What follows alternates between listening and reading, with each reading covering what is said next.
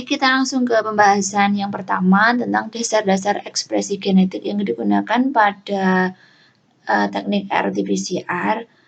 Tentu teman-teman masih ingat tentang dogma sentral sintesis protein dulu ketika belajar pada mata kuliah sebelumnya, bahwa DNA pada sel organisme yang berada dalam nukleus, mungkin di beberapa organisme juga ada pada mitokondria dan juga kloroplas dan juga pada plasmid.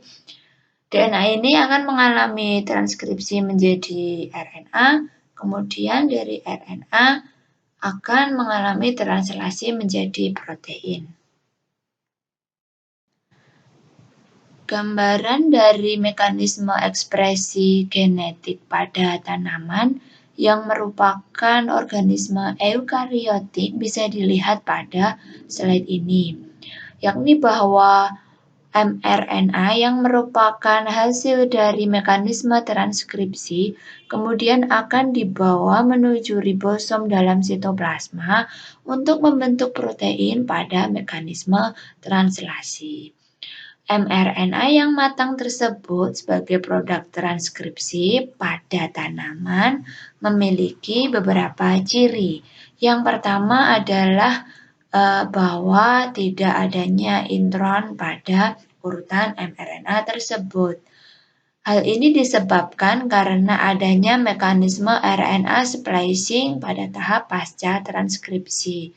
Mungkin teman-teman masih ingat dulu pada mata kuliah sebelumnya bahwa urutan DNA pada organisme eukariotik berbeda dengan urutan DNA pada organisme prokariotik. Pada organisme eukariotik ada bagian yang disebut sebagai ekson dan juga ada bagian yang disebut sebagai intron. Bagian yang diekspresikan yang nanti akan menjadi protein disebut sebagai ekson, sedangkan bagian yang tidak diekspresikan disebut sebagai intron. Intron inilah yang dipotong melalui mekanisme RNA splicing.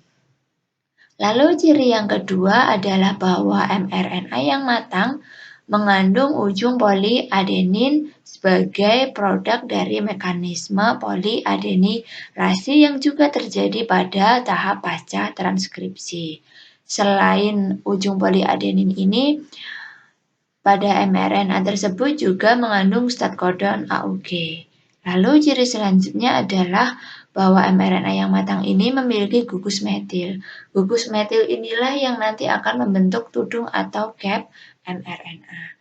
Di antara ketiga ciri ini, ciri-ciri yang kedua yakni kepemilikan ujung poliadenin pada ujung-ujung mRNA yang matang menjadi dasar reaksi yang digunakan pada teknik RT-PCR.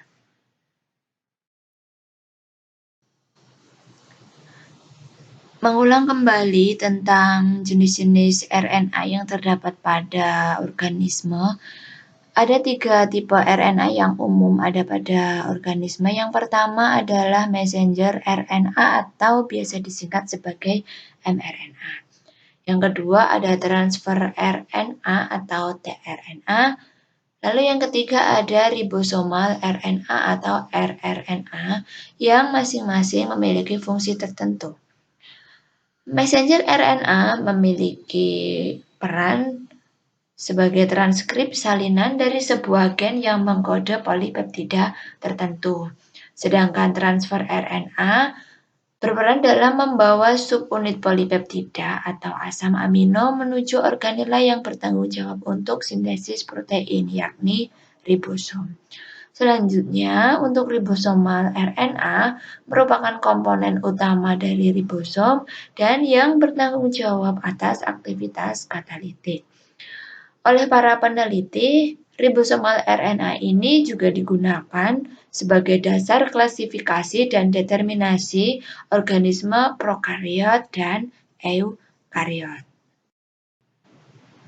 Jenis-jenis atau tipe-tipe RNA yang saya tuliskan pada slide ini untuk pengetahuan tambahan teman-teman saja, bahwa sebenarnya ada beberapa tipe RNA yang lain pada organisme, khususnya tanaman. Yang pertama adalah small nuclear RNA atau biasa disingkat sebagai snRNA. RNA ini berperan dalam memproses mRNA awal yang masih memiliki intron menjadi bentuk mRNA yang matang, di mana mRNA yang matang tersebut kehilangan intron, khusus pada organisme eukariotik. Kemudian jenis RNA lainnya ada small interfering RNA atau biasa disingkat sebagai siRNA, di mana siRNA ini mempengaruhi ekspresi gen dan biasa digunakan oleh para ilmuwan untuk menghilangkan atau istilahnya disebut sebagai knockout dari gen yang dipelajari. Biasanya ini digunakan pada kajian atau studi untuk mengetahui fungsi dari suatu gen, jika gen tersebut belum diketahui. Kemudian jenis RNA lainnya adalah mikroRNA atau biasa disingkat sebagai miRNA, di mana mikroRNA ini juga mempengaruhi ekspresi dari suatu gen dan berperan penting dalam pertumbuhan dan juga perkembangan.